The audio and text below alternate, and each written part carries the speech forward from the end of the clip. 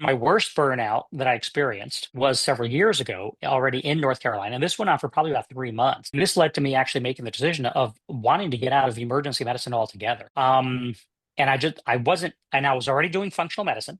I already had a practice, but it was a little bit disjointed because I was still full-time emergency medicine while growing my functional medicine practice. And so but it was at the point where I felt like I could not continue on in emergency medicine because the environment was so stressful. The place was under construction.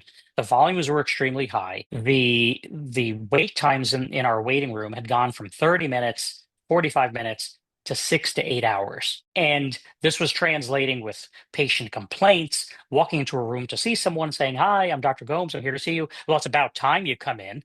Like, just like all the negativity being put on us, even though this was an administrative problem, this was a hospital problem, not an ER group problem or my problem, but yet we absorbed it. And every time I would look at the screen and see the waiting room now with 25 people, 30 people, 35 people, it's like that was stressful to me, to where I actually applied for a position with a functional lab company for a position that they had posted that would get me out of clinical medicine. And that meant closing both my functional medicine practice and leaving the ER. And I was at the point where that's what I want to do. And it was going to involve a pay cut, and it was going to involve a total change in my role. And yet it was something I was willing to do because of how bad this had gotten for me and just not seeing a way out of this. And this evolved finally because it was a multi-month process of going through that, of the interview process and then waiting and waiting for a decision to be made. It was a literal, climb on the mountain and go into nature and having a decided conversation with God about what the hell am I supposed to do here? What is my path forward? I don't understand. I'm waiting on an answer from this here